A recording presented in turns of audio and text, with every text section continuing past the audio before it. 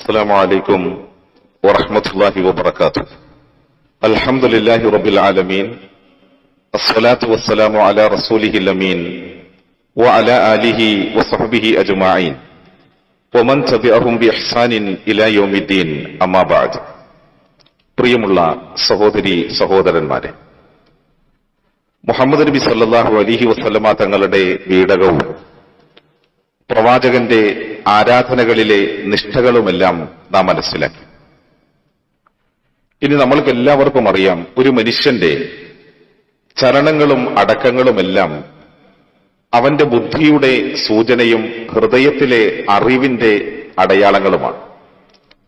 നബി സല്ലല്ലാഹു അലൈഹി വസല്ലമ തങ്ങളുടെ സ്വഭാവത്തെയും ചിട്ടകളെയും പറ്റി ഏറ്റവും നന്നായി അറിയുക പ്രവാചക പത്നിയായ ആയിഷ ബീവി റളിയല്ലാഹു തആല അൻഹയ്ക്കാണ്. അള്ളാഹുവിന്റെ റസൂൽ സല്ലല്ലാഹു അലൈഹി വസല്ലമയുടെ ഉറക്കിലും ഉണർവിലും രോഗത്തിലും ആരോഗ്യത്തിലും കോപത്തിലും സന്തുഷ്ടതയിലും ഏറ്റവും അടുത്ത് പെരുമാറിയ അവർക്കാണ് നബി സല്ലല്ലാഹു അലൈഹി വസല്ലമ തങ്ങളുടെ വ്യത്യസ്ത ജീവിത അവസ്ഥകളെ ഏറ്റവും സൂക്ഷ്മമായി നമ്മൾക്ക് പറഞ്ഞു തരാൻ കഴിയുക.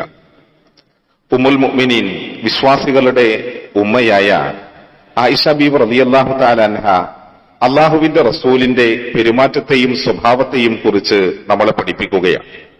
ലം യകുൻ റസൂലുള്ളാഹി സ്വല്ലല്ലാഹു അലൈഹി വസല്ലമ ഫാഹിഷൻ വലാ മുതഫഹിഷൻ വലാ സുഹാബൻ ഫിൽ അസ്വാഖി വലാ യജ്സി ബിസ്സയ്യിഅതി സയ്യിഅ വലാകിൻ യഅഫു വയസ്ഫഹ്. അള്ളാഹുവിന്റെ റസൂൽ സല്ലല്ലാഹു അലൈഹി വസല്ലമ തങ്ങൾ അശ്ലീലങ്ങളോ അല്ലെങ്കിൽ ആഭാസങ്ങളോ പറയുന്ന അല്ലെങ്കിൽ ആ നിലയിൽ പ്രവർത്തിക്കുന്ന ആളെ ആയിരുന്നില്ല.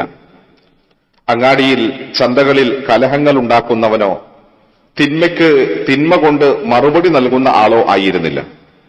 മറിച്ച് അള്ളാഹുവിന്റെ റസൂലിന്റെ ജീവിതമെടുത്താൽ വിട്ടുവീഴ്ച ചെയ്യുന്ന, മറ്റുള്ളവർക്ക് പുറത്തു കൊടുക്കുന്ന വ്യക്തിത്വമായിരുന്നു അള്ളാഹുവിന്റെ റസൂൽ എന്നാണ്. നമുക്ക് അള്ളാഹു സുബ്ഹാനഹു വ തആല തന്ന അനുഗ്രഹമാണ് സംസാരിക്കുവാനുള്ള കഴിവ് എന്ന് പറയുന്നത്. പലപ്പോഴും ആ നാവുകൊണ്ട് എത്രയെത്ര അശ്ലീലങ്ങളും ആഭാസങ്ങളും നമ്മൾ പറയാറുണ്ട്. അതുപോലെ തന്നെ നാം കലഹങ്ങൾ ഉണ്ടാക്കാറുണ്ട്. തിന്മയ്ക്ക് തിന്മ കൊണ്ട് തന്നെ മറുപടി നൽകാറുണ്ട്. പക്ഷെ പ്രവാചക ജീവിതത്തിലെ മാതൃകകൾ ഉൾക്കൊള്ളുന്ന ഒരു മുഅ്മിനിനെ സംബന്ധിച്ചിടത്തോളം അതൊന്നും ഒരിക്കലും കഴിയില്ല എന്നും എല്ലാ മേഖലകളിലും വിട്ടുവീഴ്ച ചെയ്ത് നന്മയോടെ വർത്തിക്കണമെന്നും ഈ ഹദീസ് നമ്മളെ പഠിപ്പിക്കുകയാണ്. അപ്പോൾ ഇതാണ് നബി സല്ലല്ലാഹു അലൈഹി വസല്ലമ തങ്ങളുടെ സ്വഭാവ സവിശേഷത.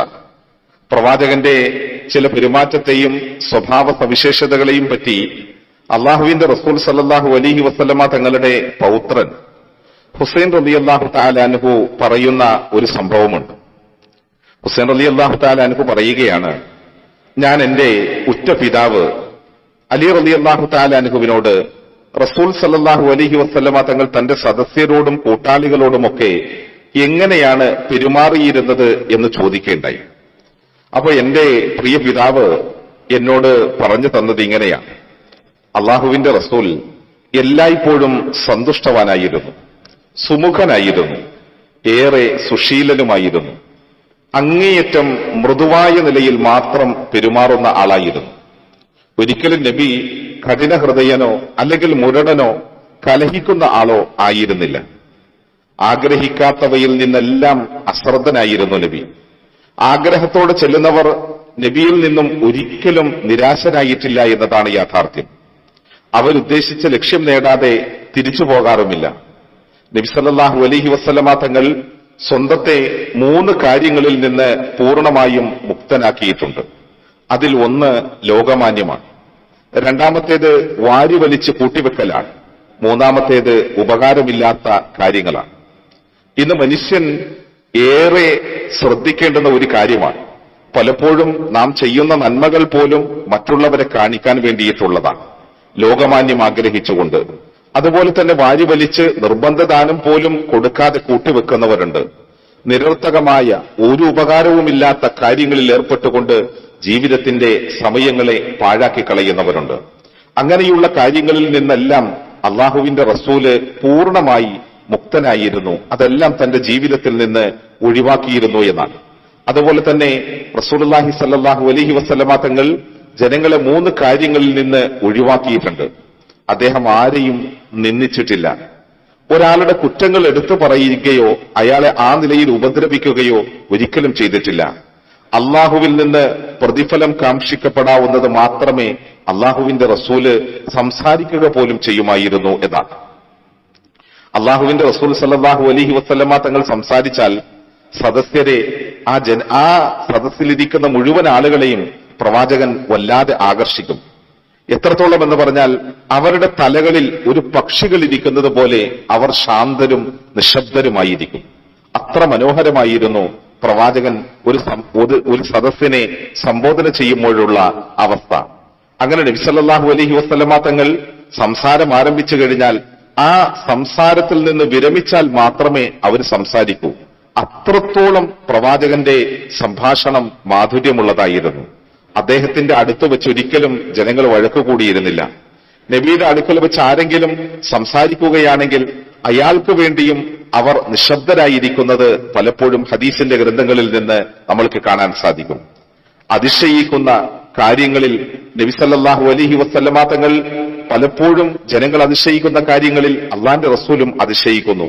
സംസാരത്തിലും സംബോധനയിലുമെല്ലാം തന്നോട് പരുഷമായി പെരുമാറുന്ന അന്യരോട് അദ്ദേഹം സഹനം പാലിക്കുന്നു.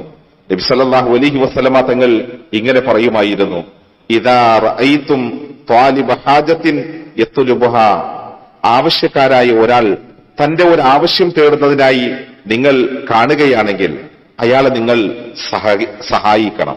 അഥവാ ഏതൊരു മനുഷ്യന് ഒരു സഹായം ആവശ്യമുണ്ടോ ആ സഹായം ചെയ്തു കൊടുക്കുകയും ഒരു മനുഷ്യരോടും മോശമായി പെരുമാറാതിരിക്കുകയും സ്വഭാവം കൊണ്ട്, പെരുമാറ്റം കൊണ്ട്, വർത്തമാനം കൊണ്ട് സർവ്വ മനുഷ്യരുടെയും മനം കവരുകയും ചെയ്ത വ്യക്തിത്വമായിരുന്നു നമ്മുടെ ഹബീബ് മുഹമ്മദ് മുസ്തഫ സ്വല്ലല്ലാഹു അലൈഹി വസല്ലമ തങ്ങളുടേത് എന്ന് തിരിച്ചറിയുമ്പോൾ ഉത്തമ സമുദായമായ നാം നമ്മളുടെ സ്വഭാവത്തിലും പെരുമാറ്റത്തിലുമൊക്കെ വന്നിട്ടുള്ള ആ ദൂഷ്യവശങ്ങൾ, ന്യൂനതകൾ തിരിച്ചറിയുകയും പ്രവാചകാധ്യാപനങ്ങളിൽ തിരുത്തുകയും ചെയ്യുക.